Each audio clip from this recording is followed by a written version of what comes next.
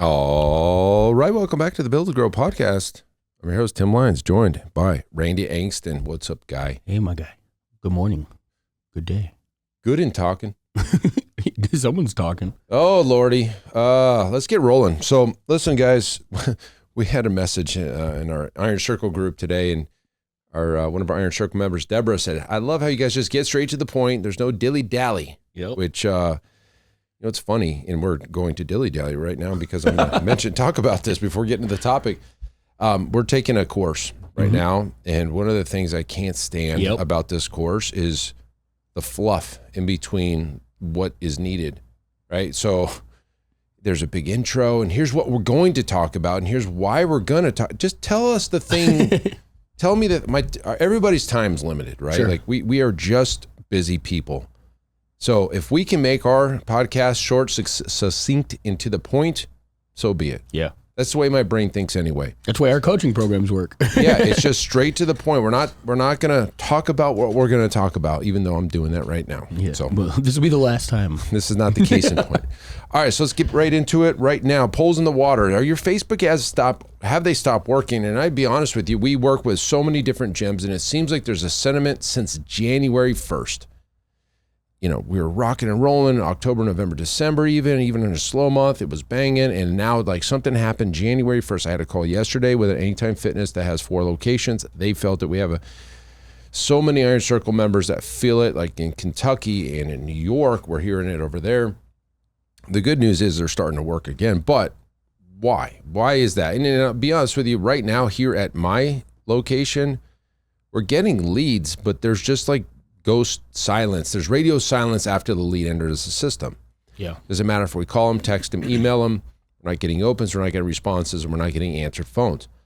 And some bit of me thinks that there's a bot situation going on Facebook where, and you know, hell, I'll throw it out, conspiracy theory. Sure. Why wouldn't they? Why wouldn't Meta create a way to give fake leads out to all these lead forms that are living online, because it gives this false sense of hope that it's working, and you know, oh well, Facebook's generating the leads, so that's not the problem, but the problems are follow-up or systems or whatever. But they get you to continue to pay.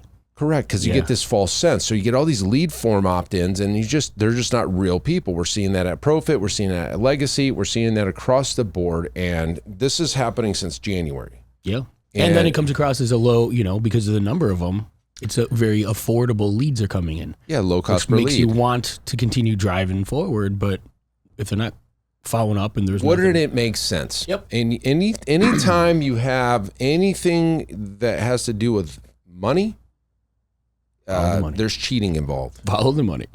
Gambling, cheating. Casinos, cheat. Gamblers try to cheat. Sports, steroids, cheating, advantages, everything in politics. Follow the money, you'll find the answer. This wouldn't surprise me. Sure. Now, I also can fast forward a year or two down the road and see a class action lawsuit. Yeah. But for the time being, something's doesn't, I mean, we've been running ads for so long that I could tell you that something's not right. Yeah. Yeah, something's not right. However, that's not what the topic's about. The topic of this episode is today is like, what happens if that does happen, or what happens if your whole ad account gets shut down, or what happens if, you know, Zuckerberg says, you know what, I've made enough money, I'm just going to click the delete button and everything goes away. Or what if it doesn't? I think that's equally as relevant in the conversation. You know, what if Facebook just stays and is what it's been for us? You know what I mean? That doesn't mean necessarily that everything's golden and you're perfect. You know what I mean? To be omnipresent, you should still have everything else what we're going to get into. Well, essentially, we want you to understand what omnipresent means and what poles in the water means. And so the best analogy, we use it all the time, I call it poles in the water. It's just a fishing analogy, a fishing reference. You go deep sea fishing, and a lot of times, depending on the charter you're on, or if you're trolling, you're looking for different species of fish. You've got, for example, deep water hooks going with some bait down there, midline, something skipping across the top of the water. You're just trying to come on a school of fish, or a marlin or sailfish or a tuna or whatever you're fishing for. And sometimes all of them hit. Sure. I've had that happen, but more often it's one of those polls hits and the other ones are just, they don't hit at all the whole day. And basically what happens is you just start focusing on the school that's mid depth, right? Or whatever. And the analogy is very similar to marketing, right? So for example, the depths in the hooks are essentially mediums and offers. So mediums meaning like, hey, we're going to go on Facebook and Instagram as a medium, Google Ads as a medium, email marketing, text message marketing. Those are all different mediums. The hooks, the bait is whatever you're offering in those particular mediums. Yep. And it's our belief that you have to have multiple poles in the water at all time. Yes, maybe in 2015 you can just go all in on Facebook. Yeah, because it was stealing. You couldn't service all the leads you were getting anyway, and it was just like an abundance over there, right? But times have obviously changed. If you look at how Facebook, we call it Facebook because it's, even though it's called Meta now, but like we still call it Facebook. If you look at how they charge, it's an auction. Yep. It's impressions, and the number that you're really looking at to see how much you're paying is they have a KPI called CPM, cost per 1,000 impressions, and you'll see that number dramatically different in different, ad strategies within the platform. For example, if you're looking for website clicks, website traffic, driving them off of Facebook to an external landing page. However, if it's just the traffic you're looking for, not the conversion, you'll see that this dramatically lower CPM. If you're going for an actual conversion, i.e. lead or sale or registration or opt-in or whatever, your play is, you'll see a much higher CPM because that's the auction that generates the return on an ad spend, right? So what you're competing with isn't the guy down the street. What you're competing with is the jewelry store and the car dealership and the chiropractic office and the gym, and they're all marketing into your same demographic, and there's only so many, ad placements, because after a while, you got to remember, you start scrolling Facebook, you see sponsored posts, 2 real ones, sponsored. Yeah, now it's every fourth or something like that? Yeah, I mean, think about it. It's going to end up being just an ad platform, And then, of course, it drives users away, which then lowers the opportunity for conversions. And that's what their job is, to try and play that dance, if you may. Teeter the line, right? Yep. And they're trying to make as much money as possible while helping you make money, but keeping their users on there. So it's just this big game, and I don't envy them at all that they have to juggle that. However, when your ads for Facebook stop working, you shouldn't see a complete shutdown of your operations. That's where we're seeing happen, and then panic sets in, and you start doing all kinds of crazy weird stuff. So how do we prevent that? The poles in the water theory would go, all right, we need to be everywhere all the time.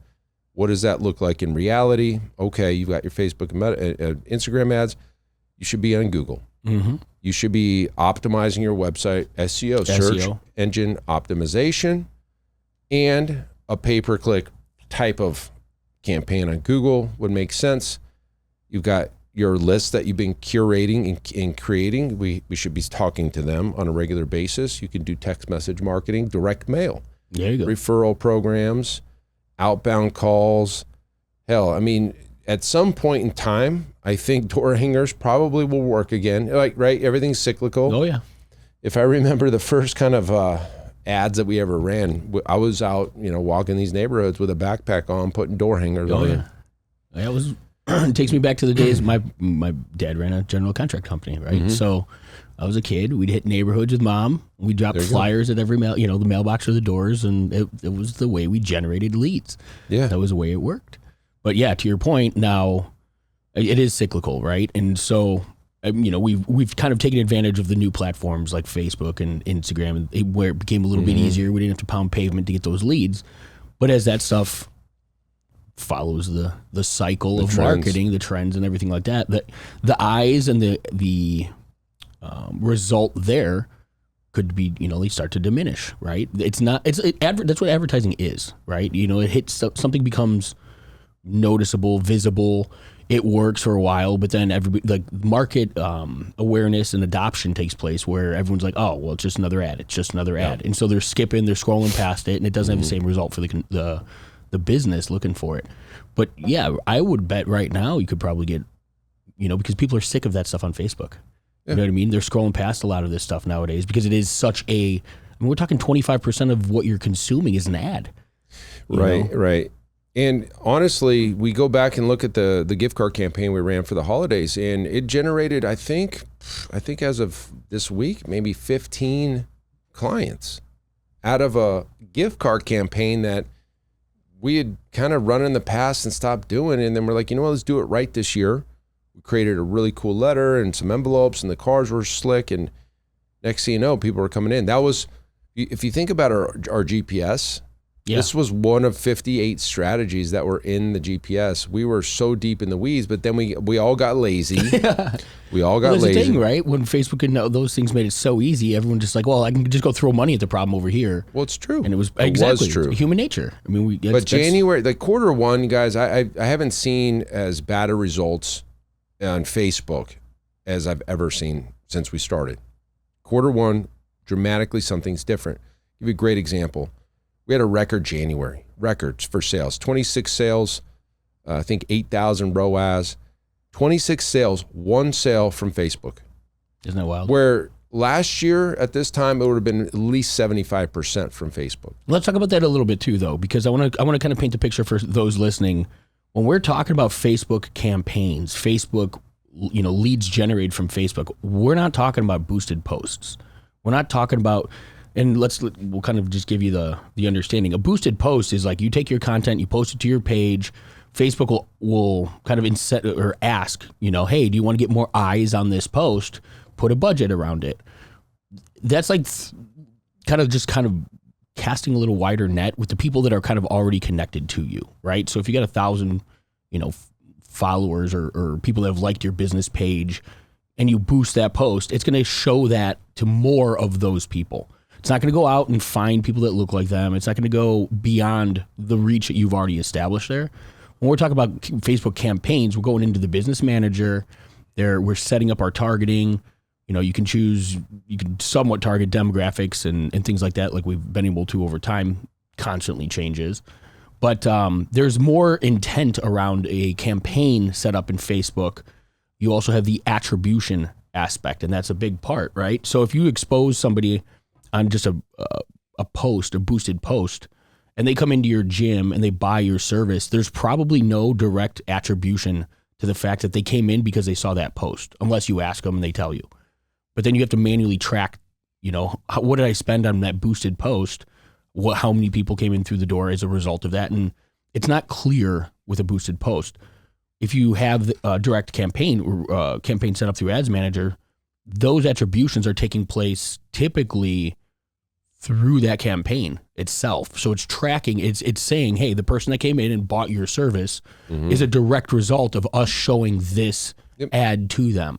And that's it's important to say, because when you know your numbers, I mean, this is knowing your numbers. It takes a lot of the guesswork out. We know the return on the investment that we're putting on Facebook. Boosted posts aren't going to give you that. And the reason, excuse me, the reason I want to bring that up is gym owner after gym owner after gym owner I get on the phone with, when I start asking them what their lead generation, strategy is, they'll say, oh yeah, I've run Facebook ads in the past. And then I'll ask a little bit deeper question. And then I come to find out, and like occasionally they'll boost a post. And guys, that's not a strategy for growth. What we're talking about when Tim's laid out here is like every month we spend, let's say between $1,000 and probably $5,000-$10,000 depending at the times on Facebook to show ads to us, the area that we want, them to be seen. That's a strategy for growth. When we have our attributions, we know that people are coming from there. We know the return on that investment. That is a strategy. If you're just throwing money on a boosted post, the chances of you actually probably even getting a sale out of it are slim to none. Yeah, and that's why you hear, Facebook ads don't work, whatever. I mean, I would be the first to tell you that if they don't work, like in my head right now, this would be the time. I would actually say that. Because they just aren't. I mean, I don't know what else to say. We had a gym in Kentucky that turned their ads off and then relaunched them. They're starting to see some better quality leads coming in and booking appointments and closing, right? And closing deals. So think about all the things that we could do. Like, I'm going back to the GPS days. There was really some cool shit that we did. There was a lot of internal challenge type stuff, like motivational stuff. Bring a partner in, bring a referral in with that. JV partnerships with local businesses. Now that's a tough one, right? Because, why would another business allow you the opportunity to market to their list, their clients, right? It needs to be reciprocal both ways. And typically a business owner and other businesses are not nearly as savvy in the game of marketing as gym owners. They just aren't. They're like, oh yeah, because they don't have to be. They have a line of people lining up at their door to give them money. Sure. I'm thinking of a couple businesses right off the top of my head. I'll give you 3 examples. Number one, if you ever gone to a Costco at 9:30 in the morning when they open at 10, there's a line of people standing outside the door. I'm like, wouldn't that be nice if I walked in, at 5 in the morning in the gym, there was a line of people waiting to come in. Buy our services, yeah. Second example, Discount Tire. Same exact thing. Oh, yeah. You go at 6 a.m. when they open. At 5:45, there's a line out the door. They're not even in that building yet. They're standing outside, milling around, having a little cup of coffee, a little on their phone because they got to get their tire fixed. Wouldn't that be nice if a gym, you get here at 4:45 in the morning, there's a line of people outside? I'll just real quick, because you mentioned discount, they do something that's really interesting in the fact that they do free tire checks for even non-clients. Oh yeah. Right. So it's it's a lead generation strategy, right? They're providing a service for you before the expectation of pay, knowing that when your tire does, go out or you need a new tire, I'm going right back to the people who took care of me before. Yeah. And so that's just a strategy. That's a pole in the water, right? That's a pole in the water. And then the third example I want to give you guys is a friend of mine, Jesse. He owns a tree trimming company, landscape company, and I went to lunch with him the other day, and his phone would not stop ringing off the hook. I'm like, lead. And I'm like, what are you spending on this? He's like, well, this is Angie's List. This is Google Ads. This is this. And he's like getting all these leads coming in. But people have a problem. They're just, the big kicker with all 3 of those things, I guess, not Costco, but discount and the tree trimming, is the service gets done for you. Sure. Right? I got a tree that's down from this monsoon storm. I need you to come chop it up and take it out of here. Yeah. You don't really have the option. It's blocking the driveway or it's about to hit the house, right? Discount Tire, I can't go to work today because I have a flat tire. I need this fixed, right? It's just interesting, the differences between businesses, business models. But to your point, yes, the free air checks is an absolute lead magnet. I saw in a... So is the samples at Costco. You know what I mean? Yeah, like they're literally giving you a taste. Well, you want to sell supplements. To if you want to sell supplements at your gym, just do aminos in little shakers, right? And here you go. Yeah. And, I want that. Yep. Tastes good. Yeah. So anyways, there's so many things to do. Okay, so let's get into this challenge. Okay, challenges. I had a deep conversation with one of our Iron Circle members the other day. They're Anytime Fitness. And, a lot of the play in their world with this marketing agency is challenges still to this day. I'll give you another story in a second. Jesus. Sorry. The challenge play, and why do challenges work and why don't you want to do them? There's 2 different sides of the coin. So go back to episode 50. You'll hear the ins and outs of the rise and the fall of the 6-week challenge. But let's just take a challenge, for example. What you're doing with a challenge is very appealing to the end consumer. I'm scrolling Facebook. I'm just whatever, poking around. I see an ad, free or not free, doesn't matter at this point. 6-week challenge. Okay, in your head, 6 weeks. Okay, that's a month and a half. I can do this. In my head, I can do this. It's not a lifelong commitment. It's 6 weeks, right? Bite size. You get X, Y, and Z deliverables within that 6 weeks. Okay, and it's a set price. Cool. So for all of these things, or it's free, I can wrap my head around the fact that I can commit to 6 weeks. I get training at these times and this frequency. I get this nutrition plan. I get a supplement pack or whatever it is. And it's either this price that I can afford or it's free, which I definitely can afford. And I'm going to commit. So the lead comes in, right? Sure. The lead is generated. Next thing you're going to find is, one, you get a ton of leads. Nobody comes in. That's the first thing you're going to see. But let's just say especially with free. with free. Let's just say you get a bunch of leads and you do get people to come in. Now you're in a predicament. Yeah. What is the point of doing a challenge in the first place? The point is to get a member out of the back end of the challenge, right? So, but before you get the member, you've got to deliver and over deliver and typically break your systems. And what you're not normally delivering to your end consumer is an extra tracking and accountability. We don't normally do the nutrition thing, but we're going to give it in this challenge.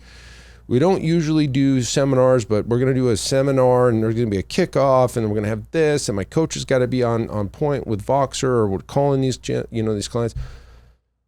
Burns everybody out. Taxing every corner of the business. Yep. Yeah. You're draining your resources out of your team. And next thing you know, do you sign up the person or not? Okay. So like I said before, the goal is to get a client at the back end. So why don't we just put the client in the front? Let's just convert the client on the front of this thing, challenge or not. And so when I was talking to this Anytime Fitness, for example, we always get cheap leads, but they never convert or they do. And then we have to over deliver and all this stuff happens. So I said, well, let's just do this. Use the challenge as the hook, but when they come in, sign them up for a membership and you get a free challenge with it. There you go. Right? And just the challenge just happens to be something that you normally do anyway. So it's just reskinning and repurposing the hook, but getting the member on the front of this. Yeah. And that's to your point. That's what we should be marketing. Like that is the result. That is the goal as a business that we're looking for as a gym. Yeah. Not that long-term just client, that membership. Yeah. And the hooks and the things, and I mean, it could be whether it be the challenge. I mean, people they're still giving away and still everywhere. I got hit by one of the big the orange one this week. I got 3 emails for come in and try us for free. Come in and try us for free. Come in and try us for free. You know how many times I opened that email? None. Like regardless of, I mean, maybe I'm too close to the problem, but people don't value free. So when you're giving away your services, is that person really committed to what you're actually selling, or are they there to just try and get something for free? Well, I would argue in Orange Theory, I guess the orange one is what you're talking about. I would argue they have to do that. They have such a turnover. For now, yeah. They need to give as many opportunities to their salespeople as possible, and they don't care how they come in. Yeah. And it's up to the salespeople to convert them. Even though they're coming in on a free thing, at least they're in front of you. At least you have a chance. But I hear from gym owners everywhere because, they'll work with an agency and then for some reason, and I don't know, Tim and I have forever been trying to understand this, why it is in our industry, you go to the agency to ask, what should I sell my client, my prospects? What should I sell? Like, what is the program that I'm going to be doing in my gym in order to go get that lead that you're going to provide me with? Like, no, that's backwards, right? Like they should be, they're media buyers. They're going to the platform, they're setting the stuff up, managing it for you, but it should be your offer, it should be your hook, it should be your services. Why anybody's going to those guys to get the answer? And I think that's just because we're getting hit with, I mean, you want to talk about every 4th scroll, that's all I see on my Facebook is 75 to 100 or 150 to 300 new members this month for your gym. No, it's not. The claims are getting absolutely ridiculous, guys. If you don't see through that stuff, it's your own fault if you fall for it, I guess. Hey, it said they were going to charge me, but I had to do a deposit. And then it's, oh, really? So it's like a 6-week challenge? So you just got sold into the same thing that they're telling you to sell your consumer? And yeah. But that's a perfect example. So if you as the business owner get suckered into something like that, and then you're unhappy with the result after the flash in the pan, onboarding, initial whatever, because the results of the actual service isn't what you were sold, that's the same thing that the gym owners are by choice doing to their prospects and consumers. You're literally putting a bad taste in your client's mouth from day one. The second, or maybe it's day, at the end of, how many weekdays are in 6 weeks? 42. 42, right? Yeah, so day 43, when they convert it and roll into your membership, and you go, oh, hey, let me strip away that nutrition program, or we're going to stop supporting that because you're a member now. Oh, the extra accountability, yeah, that falls off the plate too. And I from way back to the beginning of our podcast, I've always compared it to like DirecTV. Stands out for me, like cable companies are notorious for this. You sign up today, you get the NFL package, you get all of the movie packages, you get all of this stuff for 3 months. The most affordable cost that they could offer. And then the day after that 3rd month expires, your bill triples. All of those things go away. So it's not even that you're paying for what they were giving you at that rate. Literally, they strip it all away, and then the standard service is twice what you were paying prior. Yep. And it's like, oh, but you should feel good about this. Yeah, it's an introductory rate. It's a hook you in. It's just like your gym. So guys, like I'm talking to a copywriter right now, coming on board to our team, and we're talking about the mentality of a gym owner. Yeah. And what came to light, which I told him, was like, gym owners typically don't care what the ad says as long as the people come in. Yep. And it's unfortunate because you're right. This is your business. Again, I go back to this is not a hobby. Take everything serious. Don't underestimate the task at hand. To get a person to know, like, and trust you, you got to be trustworthy, but yet you don't care what they say because that's what the ad agency's selling you right now, and they're going to guarantee X if you just run these words on these ads.